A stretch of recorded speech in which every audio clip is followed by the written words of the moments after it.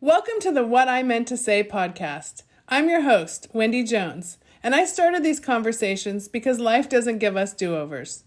So this is a space where we get a chance to reflect and tell our story again, with more grace for ourselves, and hopefully make us all better for having listened.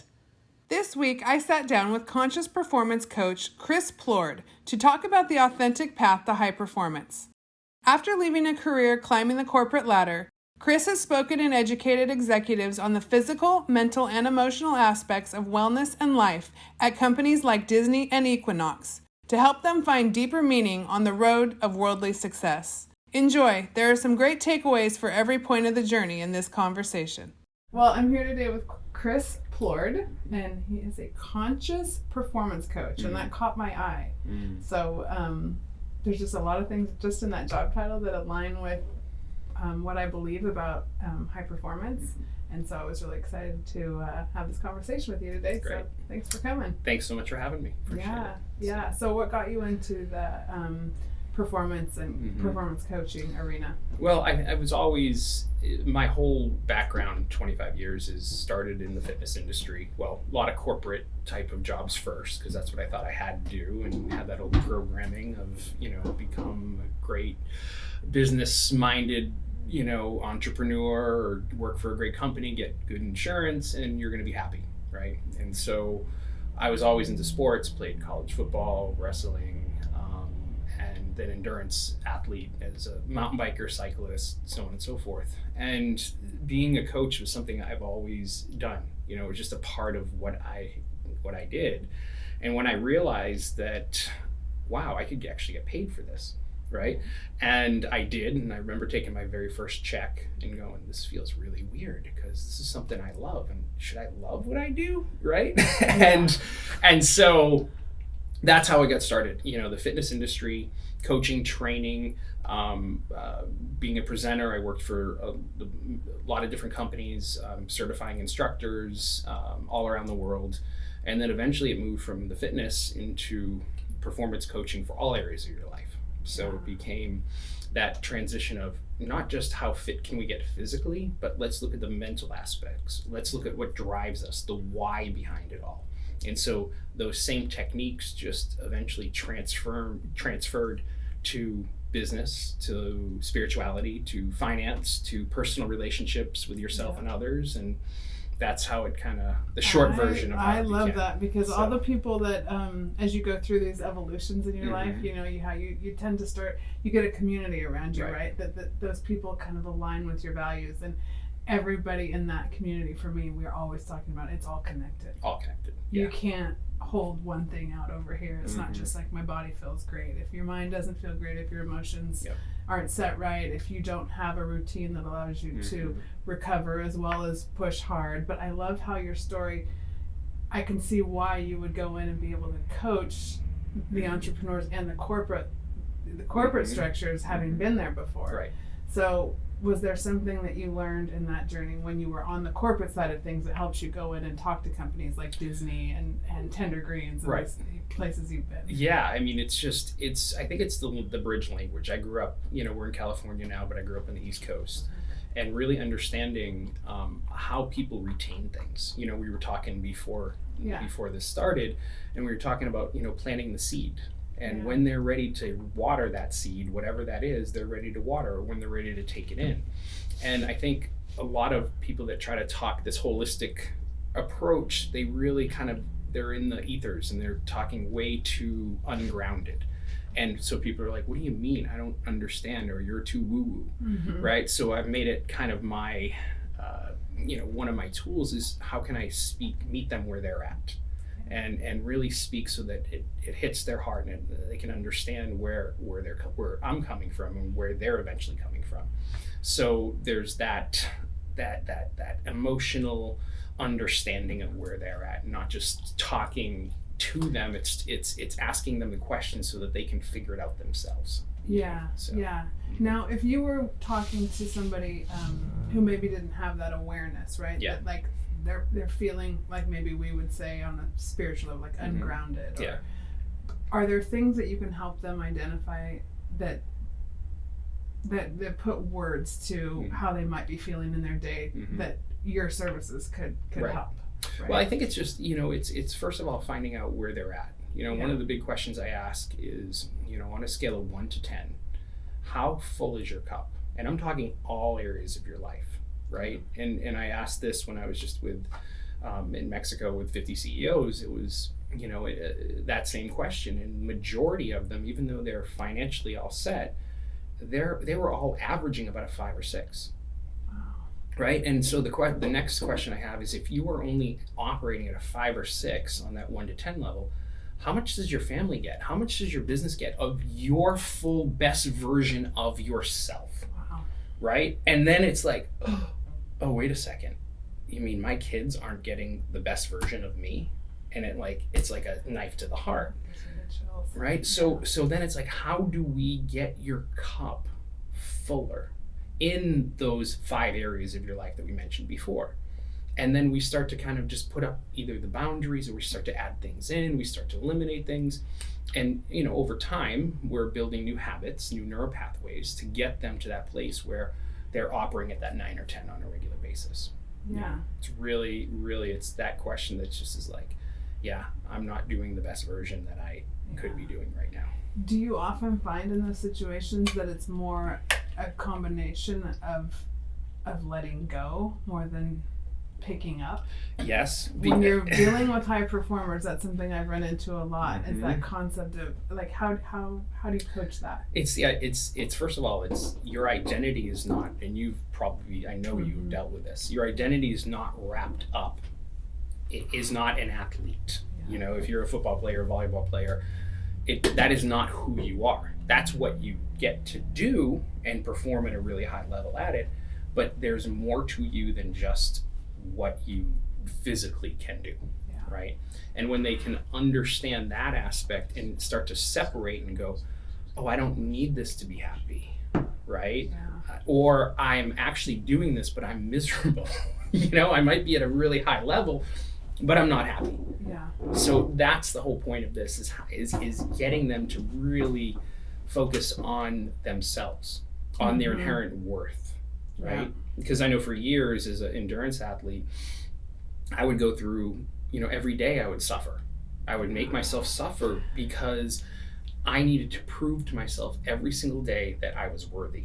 Yeah. Right? And when I realized, oh my God, I remember standing at Xterra triathlon and dragging my family up to Big Bear and doing this whole crazy, race, and then standing on the podium going, this feels pretty good, but I'm no happier today than I was yesterday. This Just didn't make all these hoops. And in that moment, my relationship with exercise completely shifted. It was like, what are you doing this for? Yeah. And I realized it was worthiness that I was doing it for before. Now it's about how good of a father can I be? How good of a businessman can I be? How good of a son, a brother, a friend, Yeah. That's what exercise gives me now, is filling up my spiritual cup, my energy, so I can do the best version of me. Yes. I mean, and that, I think I went through that younger because I was cut from my college volleyball team with a bad ankle. And it was then that I realized that that's when I wrestled with this, who am I type of thing. Mm-hmm.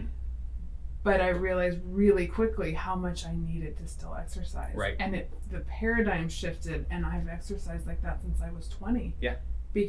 And I never had any, I've joined master swim teams, I've done all of that, but it was always for the camaraderie. It was always for the endorphin high. Right. Right. I mean, that clarity you get after the workout, right? When you go in and you have problems and then you swim hard and you come out and you're like, oh, they look a little different. Mm-hmm. That kind of stuff. Yep. Versus, so I so identify with that. And Yeah. it's something that I'm really grateful for, because I understand working with high performance, but also just the things, the intangibles that we get from it. And working with parents and athletes often, I think, gosh, the things that kids are going to get from sports are not the things that people often think, oh, we're doing all this practice, we're doing these lessons and all this for, say, to go get a scholarship or to get me to college. Now, what if it's just, I learned to pack my bag, I learned to remember the right jersey, I learned how to support my teammates, take care of myself. You know what I mean? So the younger we can learn these lessons, And that's why, it's interesting to me because you've had the advantage of all this knowledge that you've built over the years, and you have 2 kids, right? Mm-hmm.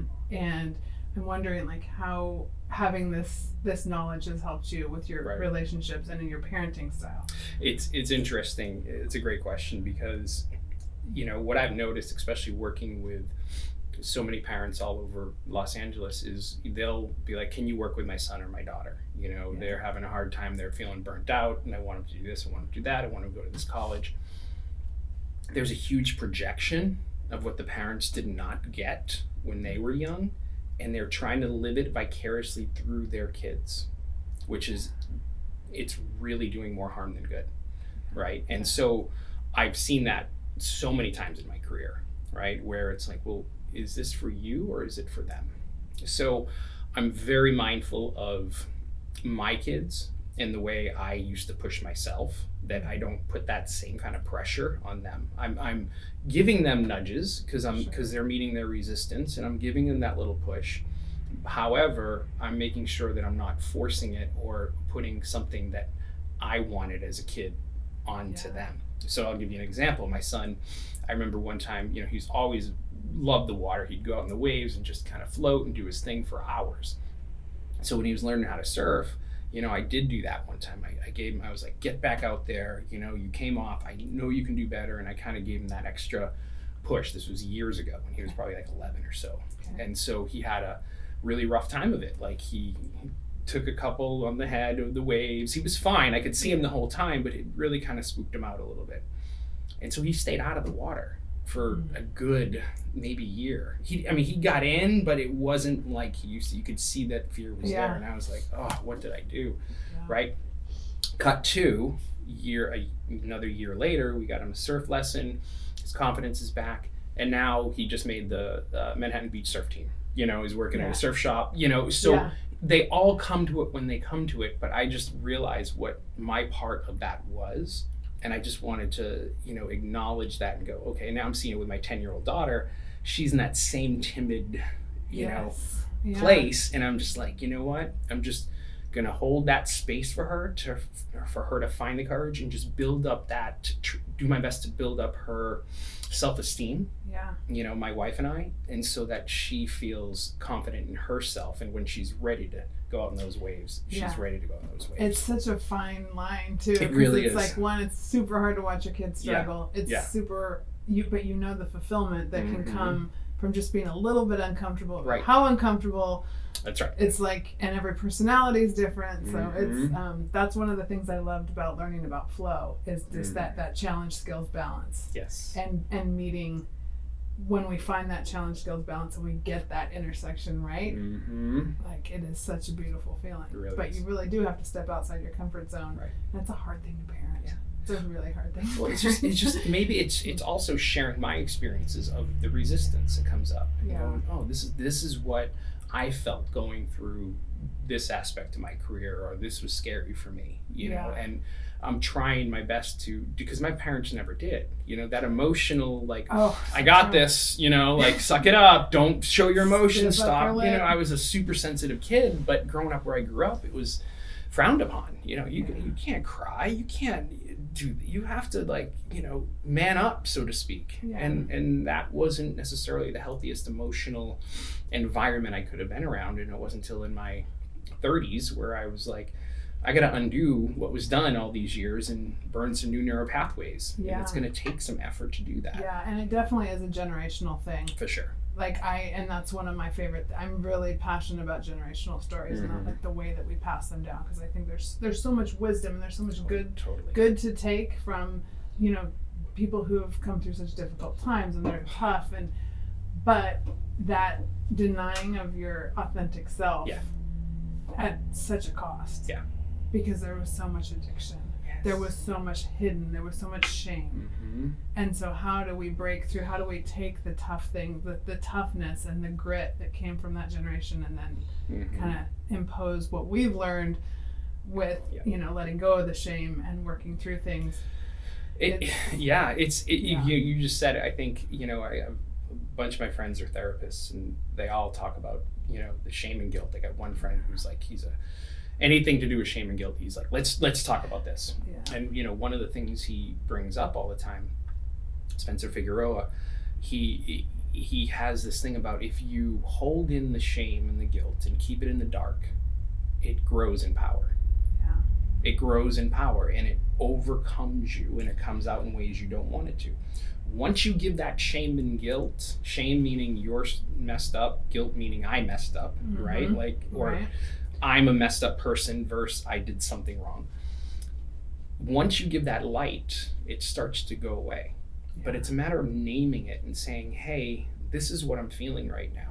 And it takes courage to do that. Yeah. So that we don't have to live with that, in which so many people put these masks on and layers on, and it just you can see it when you feel it when you meet them. You're just like, oh, I know. I just want to give you a hug, tell you everything's gonna be all right, Yeah. So, but that's, I think the important thing is we get to now model that.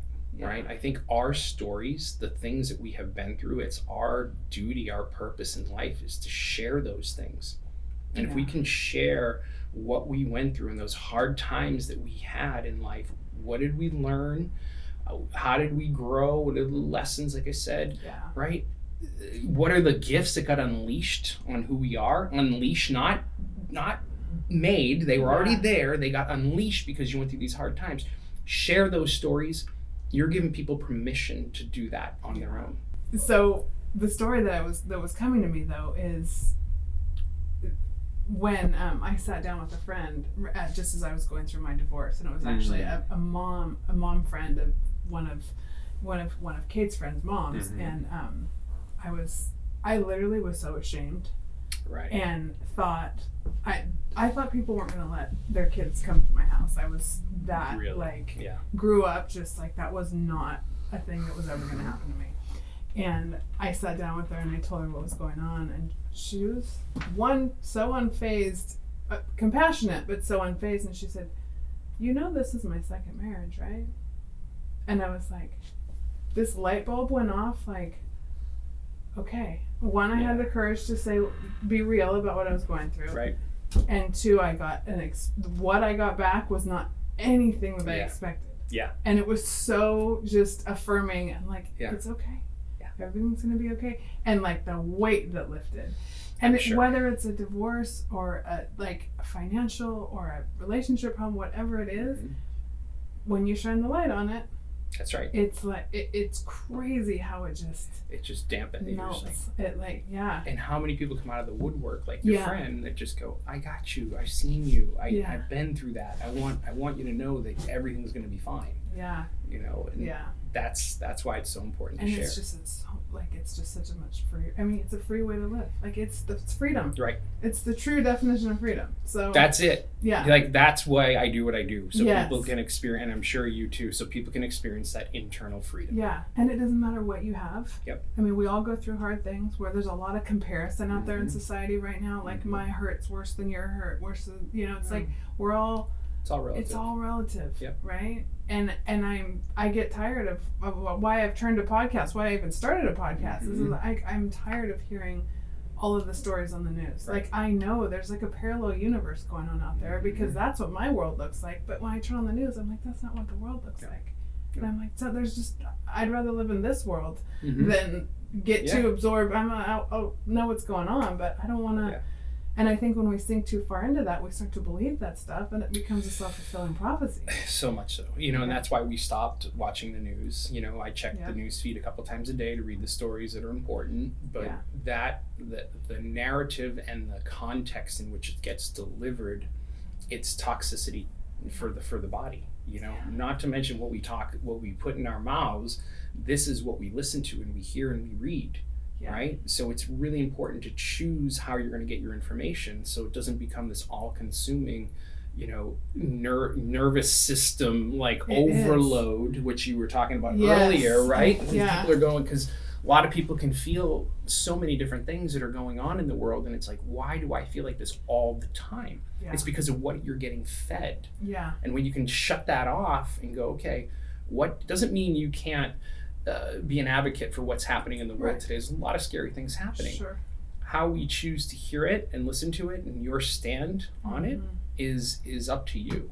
Yeah. It's up to us. Yeah. And that's a choice. So Yeah. shutting that off, I think, is, especially the way it's delivered, I think is really, really important. Yeah, it's definitely health. something that's been weighing on me, and it actually it helps me.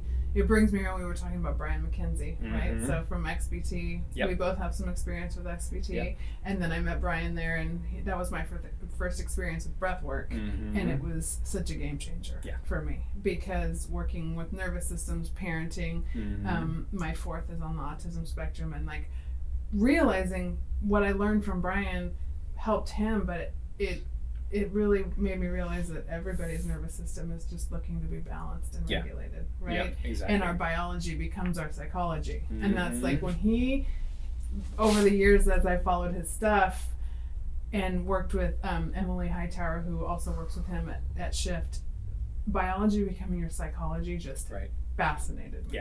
Yeah. And I know you do a lot of breath work and meditation in your coaching. So tell me a little bit about. Yeah. So when I first took breath work, I think 7-8 years ago, I was working at a place in Santa Monica teaching meditation, and I was like, oh, breath work, I'm going to try this out. And I got off the floor and I was like, I have to teach this. This is the game changer of all game changers. I mean, because so many people get different things. What I felt in that moment was a deep connection to not only myself, but everything around me. I felt 10 pounds lighter, I felt as though everything was fine. There was this internal freedom within me. There was a way of just being that I was like, I want to feel like this all the time. My nervous system was reset. So I embarked on a, year-long certification with my teacher, David Elliott, who comes from a more spiritual aspect. But the thing I love about Brian is he totally brings the science into it. Yeah. So it's not just this woo-woo, hey, here's what you're going to have, because some people are going to have extremely physical experiences. Right. Some people are going to have metaphysical. Some people are going to go into psychedelic experiences. Some people are going to have just really awful resistance and try to fight this whole thing the whole time, right? People are going to burst into tears or laughter or whatever the case may be. But this is where I think you're really going to meet yourself. Right, where you get to see your soul, where you get to peel those layers back and you get to take those masks off and go, this is who I am. And the more we do that and the more we connect, the clearer we get. The clearer we get to kind of see those messages and notice your path and what is that freedom that we get to feel every single day. And I think the things that surface, those hard emotions that come up, when we get to realize those are part of who we are, and we have the courage to actually feel the feels within those experiences, that's when I think the shifts really start to happen. Yeah. So it's been a huge part of my coaching, and I love teaching it to groups and going on retreats and teaching it. And it's not that I teach it, I guide it. They have their own experiences. I just provide the space for them to feel hopefully safe so that they can have that powerful experience. Well, and so many people don't know that it's such a powerful tool with anxiety and overwhelm and so many of the things that we feel from just the 24/7 of today's society. That's right. And we're so quick, the pharmaceutical route, and if you need it, Western medicine is out there, but I'm such a believer in these things that we actually have within ourselves to bring us down. Like we are our own best advocate, our best doctor. Like then we know where to go and seek. But if we don't know these tools, if they're not readily available, if we don't know about them, so that's why I have so much respect for it's to go out and spread that message. I just think it's so healing, because when you look at the opioid epidemic, when you look at the things that are hitting this country. It's like sometimes it's just dial it back and look at how simple even though it feels hard. Like I know one of the things, because I'm my vice or my default when I'm having a bad time is overwhelm. Like I will, if I'm perfectionism and overwhelm, those two things, like if I'm looking at it and I'm like, oh, look at all of these healthy things I need to be doing, I should be doing all of them in one day, right? And then I'm like, oh, I didn't do number 8, and then I'm like, oh my gosh, there's that shame again. Like, right? So over the time that I've been educating myself and working through this, I'm like, no, you figure out what works for you. Out of all these things you get exposed to, you might pick 2 things, Right. but they can be such game changers. Right? And it takes time, like use them, but don't, like I know there's so many OCD as myself. Okay. I'm gonna, like you, I was just like you, I'm gonna do all of these things and it's gonna go A, B, C, D, E, and then everything's gonna be fine. Like, I have so many people calling me up about intermittent fasting right now. And they're looking for the rules and regulations between that and and I'm like, okay, listen to this podcast from Huberman first, right? And then he's just like, don't be so tight and rigid with it. It's like we're meant to live our lives, not to be run by all these tools that come to us and go, okay, what is this tool? How can my life in this moment use this tool the best? Right? And and that's where that internal clock is. It's or that voice. When you get to hear the whispers, right? That's what we should do, not going, what are you doing? No. Nobody in the world has lived a life like you. You're writing your own book, your own chapters, and just know that. Like, don't stop comparing and what other people are doing. It's connect to you and what drives you forward. And I think once people get that, it's like, there's a sense of relief, because they've been always driving and competing and comparing, and it's like, it's so true. And that elusive balance, that concept that, like, especially dealing with high performance life and busy life, like everyone's like, I'm out of balance. And I'm like, okay, I'm kind of convinced there's presence, there's not balance. Right. I mean, and learning, the more we can learn to stay present as it comes, you're like, okay, now I've got that. I'm just gonna, and I always say, I'm like, do the next right thing. Because that's in my head, for Overwhelm, that's my little, just do the next right thing. Like, one thing at a time. Overwhelm, overload, right? If as athletes, if we're not overloading, we're not getting better. Well, the overload is like, okay, can you come to terms with your overloading the body? To what degree? We don't want to go more than 10% each time. But if we're overloading the body on a regular basis, eventually what's going to happen is you're going to adapt, right? It's the same thing in life. We're overloading, and you just get used to going, oh, should I or shouldn't I be here? Trust that that's the case. Is this going to injure me? Yeah. Back off of it. Is it just breaking you down to make you stronger? Great. Lean into that a little bit more, right? And I think that's the same philosophy with getting fit as we do in life, and looking at how we grow in our personal relationships, how we grow in our finances, in our professional careers, right? All of that is the same thing. It's just a matter of understanding how it fits within yourself. And once we can embrace that and go, yes, this is how we burn new neural pathways. This is how we get fitter. This is how we get closer in our relationships.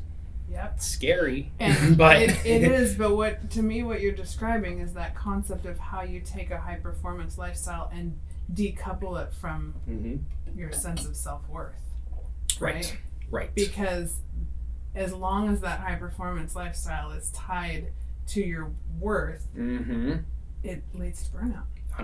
100% of the time. Right? And it's like, only when you let go of that can you start going, oh, why does work feel this way? And I actually said that walking out of here last night, and I was like, I've never had this before. Where I'm like, I could do this. I don't like it's. I mean, sure, there are stressful moments, but and then hearing you say that, am I really getting paid for this? Right. It's but it has to be. I just don't think. I think there's so many people walking around. We're all trying to prove ourselves. Where everyone's, and it's exhausting. That's right. And until you can get off that train and go, I go on the journey of knowing yourself and then figuring out what it is you were here to do. Hey, I hope you're enjoying this chat as much as I am. For more inspiring conversations, go to BeBetterWithWendyJones.com. We were all born unconditionally loved by our parents. We didn't have to do anything. Our souls came in here, and we were just like, how do you love someone as much as you do? You have 4 kids, I have 2 kids, and they didn't have to do anything. When did that change? Where now all of a sudden we get conditioned in the world, and we're like, now we have to do in order to be loved, right? And unfortunately, the conditions or the projections of what our leaders, guides, parents, uncles, aunts, they were all doing the best job with the tools that they had.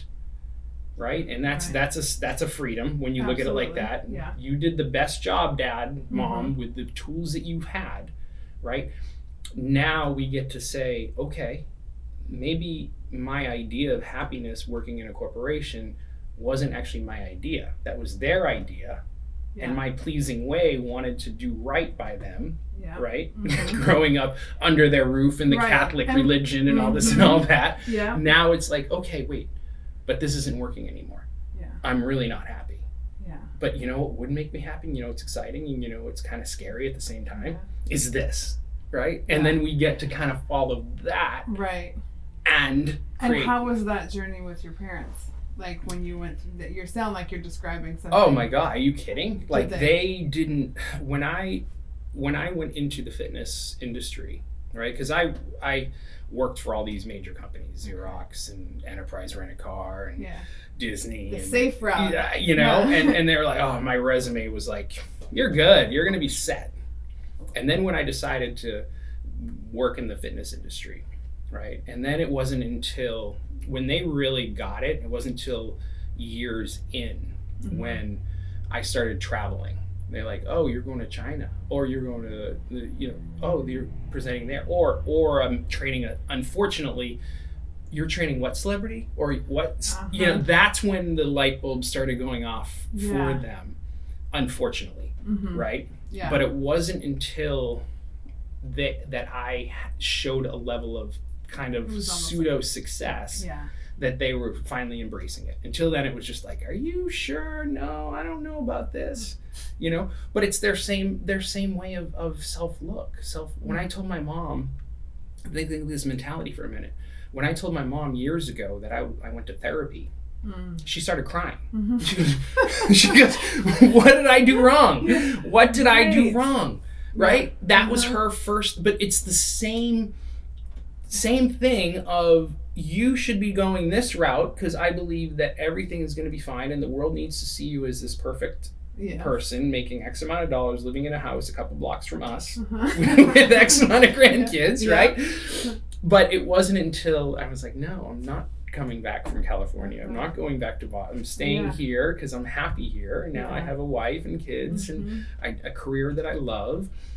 And when she realized, it's like, this isn't about her. I still love her. I still love him. It's just being true to myself, which is what I am here to do. Yeah. Right? Yeah. And putting those loving boundaries up and going, this is my path. Yeah. And then not seeing it. Can you imagine if like that's like my vision for like if the world could just be something that people would just not like have the courage to not go, to not conform, but like, and there's one of my favorite quotes is from the Matthew McConaughey book. Have you read Great Lights? I listened to it. Okay, it's great. I love listening because he's so animated. So yeah. But it's conservative early, liberal late. And it's like, man, if you get those values, if you know, and that's something I'm grateful for from my childhood, is like if you really get those values that you kind of set your feet right, and you know you got to get up and work hard, and you know what you're capable of. But then letting it, like, that's what gives you that leeway to go out and take chances and do something different, have the courage to follow your own path. Those few words, I was like, oh, that's like one of those boiled down wisdoms. I was like, oh, I love that. I love that. Yeah. It's giving people permission to fail. Yeah. Right? Like, I remember, I said this in one of my classes one time, and I think I had like 8 lawyers in the class at the time. It was like 60 people. And I was like, give yourself permission to fail today. Like, come up short. I'm asking you to reach this goal. It was in a cycling class. And it's okay to fail. I want you to fail. Yeah. Right? And one of the lawyers came up after class. She goes, nobody's ever told me that before. Wow. Like, here's the thing. Without failure, there is no success. People think that they're polar opposites. They actually run parallel to each other. When you're learning to ride a bike, how many times do you fall? When you're learning to surf, how many times do you get off before you catch that wave? Skiing, boarding, whatever. You want to take that aspect, but you're going through it, you're bearing your scars, you're taking your falls, but you're getting up and you're looking, okay, what's the next thing? Yeah. Where is it I'm going? How do I adapt to the next situation? Yeah. Right? But the thing is, you've got to get up, right? It's the arena, Yeah. right? The whole Theodore Roosevelt quote or speech. If you're in the arena, be in the arena, not in the stands watching. Yeah. Take your scars, get bloodied, get bumped, and go to the grave, not pristine and perfect, but going like, wow, that was a ride. And I'm proud of what I did. Yeah. Right? So true. So true. That's reminding me of the first time I drove my youngest to swim practice. And I was going down at that El Segundo brand new pool. It's so beautiful. I swam. They reopened, by the way. Oh, good. Yeah. Okay. I just there on Monday. I've seen some videos. I know. I need to hit that. But I remember telling him, I was like, Matthew, it's gonna hurt. Like you're gonna get really tired. Yeah. And it's gonna hurt, and it's okay. Like, just get to the end of the pool. If you need to take a break, take a break. Yep. But it is gonna hurt, and you're not gonna die. That's right. Like, that's right. Because no one ever told me that, and swimming, and of all things, like that's one of those that I was like, oh my gosh, my lungs are on fire. Like, am I okay? But it's true. It's like the good stuff hurts. That's right. That's what I tell everybody in breathwork before I start the class. I go, I've never lost anybody in breathwork. Yeah. Ever. Because you're going to feel as though you might want to get lost or you're going to go somewhere, but that's the emotion, that's the physical, but that comes in the back of the emotional pain. Yeah. Right? And that's the thing that hurts the most is, what is it? The ultimate thing we fear is death. That's what it all comes down to. If we're going to really get to the bottom of what you're feeling, it's like, we're going to die. Yeah. Okay, we're all going to do that. Yeah. So what if you could embrace that and go, okay, but I want to live right now. Yeah. And then get through this and understand this is part of our growth. Yeah. And that's, I mean, not to get super political or anything, but that's been part of my fear coming out of this pandemic is like, how do we care for people? But also, like, I don't want to walk around scared. No. Like, I kind of just refuse to. That's right. And that's I mean, there's so many things, and that's why I love health coaching and mind, body, spirit, and aligning those things, because I feel like that is really one of the tools we have to have the strongest immune system that we possibly can. Right. It's not about popping a pill or taking a shot or like, there's so much more involved. That's right. That's why I love these conversations, this line of work, because I think it's just so powerful right now. Right. And that's, how do we take care of our bodies? Like, my wife's a herbalist, clinical herbalist, cool. right?